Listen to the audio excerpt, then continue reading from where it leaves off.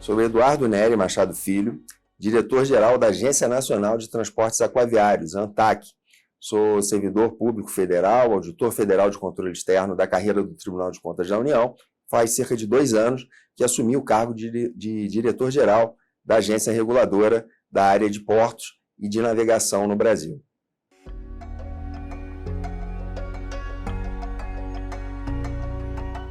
A ANTAQ é responsável pela supervisão, pela fiscalização e pela regulação de toda navegação e também da infraestrutura portuária nacional. A navegação, me refiro a todas as formas de navegação, desde navegação interior, das navegações marítimas, que inclui a navegação de longo curso, que é aquela realizada entre portos internacionais, a navegação de cabotagem, que é entre portos nacionais, navegação de apoio marítimo, que é aquela para prestar apoio a plataformas de petróleo, por exemplo, também apoio portuário, aquela exercida pelos rebocadores e outras embarcações de menor porte que prestam apoio aos portos. E também a ANTAQ é responsável pela fiscalização e regulação de toda a infraestrutura portuária, que ela inclui os 34 portos públicos organizados e também os mais de 250 terminais de uso privado, que também são alcançados pela regulação da Agência Nacional de Transportes Aquaviários.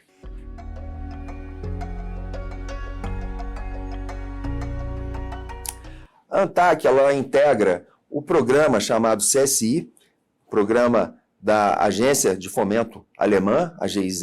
Ela está inserida dentro desse programa e é um programa que visa justamente levantar os riscos climáticos e as medidas de adaptação a eles necessárias. E no escopo desse programa, a ANTAQ e GIZ celebraram um acordo de cooperação em 2020, um acordo de cooperação que ele contemplava 2 etapas. Um primeiro eixo, em que seriam identificadas as principais ameaças climáticas aos portos públicos brasileiros e mapeado, feito um levantamento dos riscos associados a essas mudanças climáticas. E numa segunda etapa seriam escolhidos 3 portos públicos para que fossem feitos levantamentos mais aprofundados e customizados e também fossem propostas medidas de adaptação customizadas para esses portos que foram inseridos nessa segunda etapa do levantamento. O papel da ANTAQ, na verdade, foi um papel de coordenação entre o trabalho realizado por técnicos da GIZ e também das consultorias contratadas. No caso da primeira fase, contamos com a Way Carbon e na segunda fase do projeto com a iCare. E a ANTAQ ela fazia a coordenação, tanto técnica, juntamente com esses atores que acabo de falar, como também com as autoridades portuárias, com os 21 portos públicos que participaram da primeira fase e com os 3 portos públicos que participaram da segunda fase.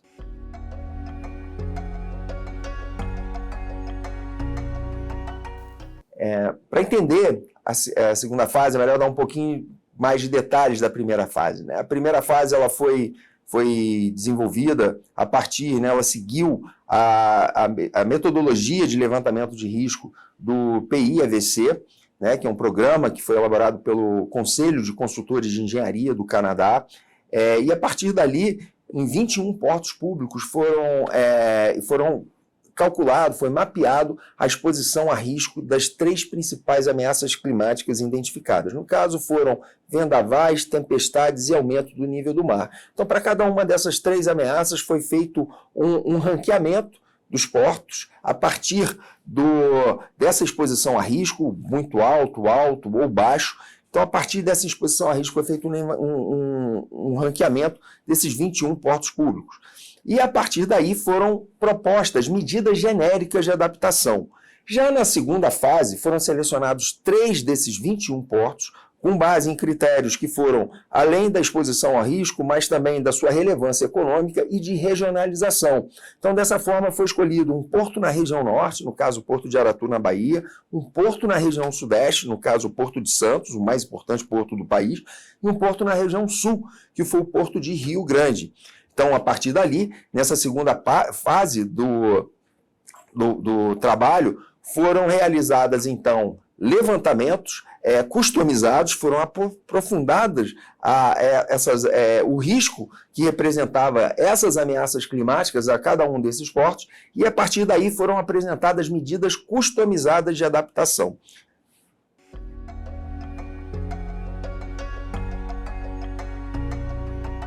assim, dentro do programa, das conclusões dos estudos, na primeira fase, para os 21 portos públicos, foram apresentadas medidas de adaptação genéricas, que iam desde, por exemplo, obras de drenagem para mitigar efeitos decorrentes, por exemplo, de inundações provocadas por tempestades, por exemplo, elevação das estruturas de atracação no caso de aumento de nível do mar, outras medidas vinham simplesmente para o treinamento de equipes, uma melhoria no monitoramento das condições meteorológicas e monitoramento, protocolos para como se deveria atuar em caso da ocorrência daqueles eventos climáticos, tudo isso de uma maneira estruturada e uniformizada na forma de um plano que fosse utilizada para minimizar os impactos desses eventos nas operações dos portos públicos. Então, a partir dali, essas medidas, como eu falei, na primeira etapa foram de ordem mais genérica. Numa segunda etapa, dentro desse aprofundamento, já foram identificados, por exemplo, os impactos que os eventos climáticos causavam na operação em função do tipo de movimentação da carga que era movimentada. Então, por exemplo, o impacto que um evento climático ele ocasiona a um terminal de contêiner é um, a um terminal que movimenta granéis sólidos, por exemplo, soja, é outro, e aquele que movimenta granel líquido, óleos, combustíveis, é outro, assim como de carga geral, bobinas de aço também é diferente.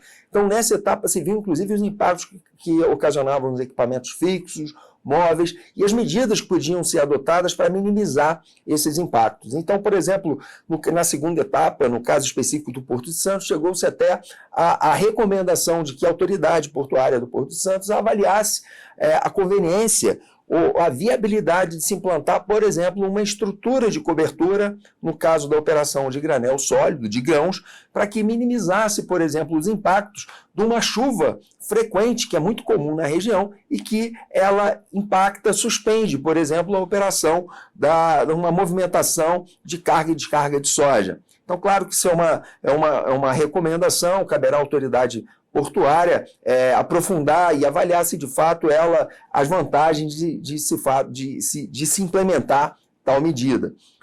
Mas em linhas gerais foram essas as principais medidas de adaptação que foram recomendadas.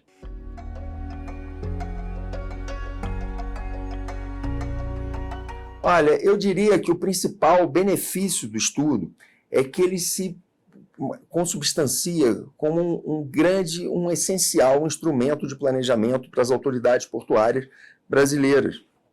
Não só para os portos públicos, mas também para os portos privados.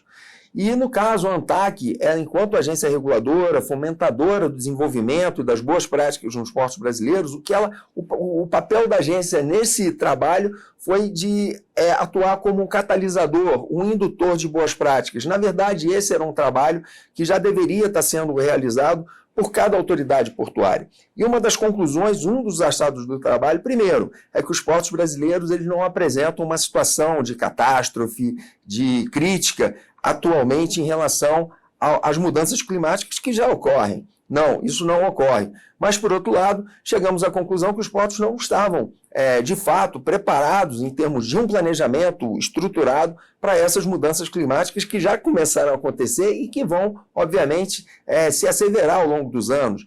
E, para isso, sim, foi um grande achado, né, e um grande benefício do trabalho foi justamente servir como um indutor para que essas autoridades, essas administrações portuárias, públicas ou privadas, elas incorporem ao seu planejamento as medidas de adaptação tão necessárias. Então, se hoje os portos não têm nenhuma situação de exposição crítica, né, que venham a levar sérias interrupções, a paralisações contínuas das operações portuárias, por outro lado, se não forem adotadas medidas no médio, no longo prazo, essa realidade pode se alterar. Então, daí o grande benefício do trabalho.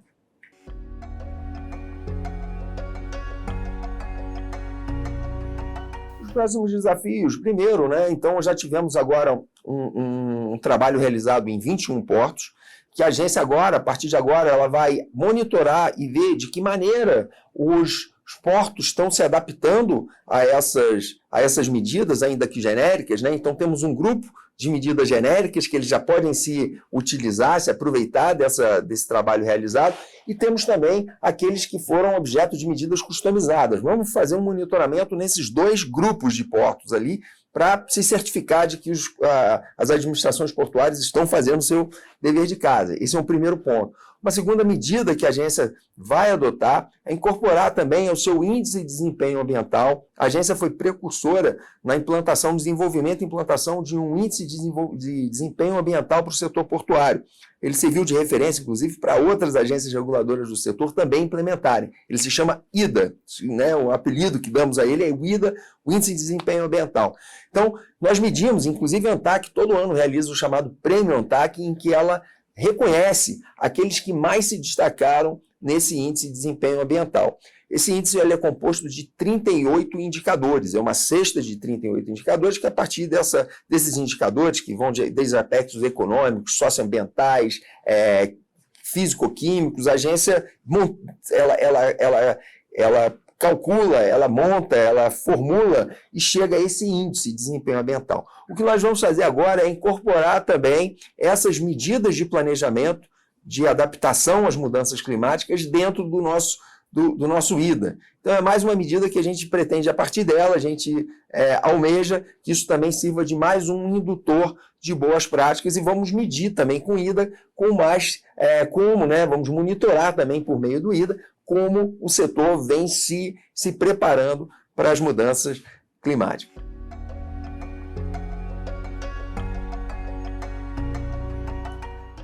Olha, como eu falei, ele é um instrumento de planejamento necessário, tanto em termos de gerenciamento das atividades, das operações, de medidas de adaptações que devem ser realizadas, mas também como um planejamento financeiro e orçamentário para todos os portos públicos privados e também para aqueles terminais de uso privado, para os portos privados que também se utilizem dessa ferramenta. Ou seja, a partir dali vai poder ser feita, inclusive, uma previsão dos investimentos necessários para fazer frente a essas medidas de adaptação. Então, outro ganho também eu vejo, os próprios portos públicos, eles passam por processos de concessão. Então, pode ser o porto inteiro concedido, como áreas localizadas dentro dos portos. Então, a partir desse instrumento de planejamento, nas modelagens, nas estruturações dos projetos de concessão, também vão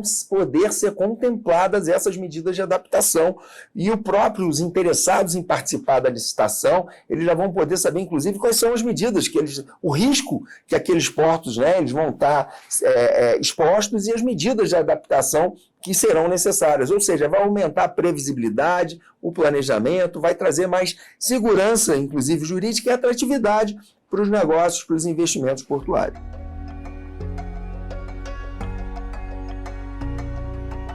Olha, uma rede internacional de usuários para compreender melhor, e para troca de experiências com relação à metodologia, o uso da metodologia PIAVC seria muito importante. Então, acho que uma medida salutar, talvez com a própria GIZ como patrocinadora dessa importante metodologia, acho que seria, primeiro, identificarmos todos aqueles usuários desse modelo ao redor do mundo e, a partir daí, com a criação dessa rede, construir painéis, construir encontros para trocas de experiências e, a partir dali, identificar oportunidades de melhoria. É uma metodologia sofisticada, importante, mas é claro que não há nada que já não seja muito bom, que possa ser objeto de oportunidade de melhoria, de aprimoramento. Isso só é possível com o uso, com a aplicação. A partir da aplicação, você vê onde você poderia ter melhorias ali em função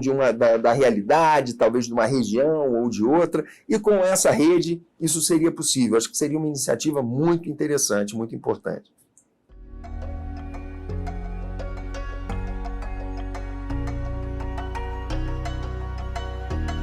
Uma iniciativa que talvez pudesse ser discutida a partir dessa troca de experiências com os integrantes, com os usuários da metodologia PIAVC, poderia, talvez, nós partirmos para a implantação desse modelo em hidrovias ou instalações portuárias localizados ao longo dos nossos rios. Então, ali poderiam ter situações, né? Tem operações que são realizadas muitas vezes de embarcação para embarcação, como se fosse uma operação do tipo ship-to-ship, ou então é muito comum embarcações ou carga e descarga de mercadoria serem realizadas por meio de instalações flutuantes, balsas flutuantes, inclusive a próprio embarque e desembarque de passageiros. O trabalho até agora, então, foi muito voltado para a movimentação de cargas, talvez ali ver como, né, numa operação, pelo menos a realidade brasileira, o transporte de passageiros ele é mais frequente na navegação interior, ao longo nas nossas hidrovias, nos nossos rios, na navegação fluvial, e talvez seria uma oportunidade de adaptarmos essa metodologia para essa condição. Tá certo. Muito obrigada. Não, eu que agradeço.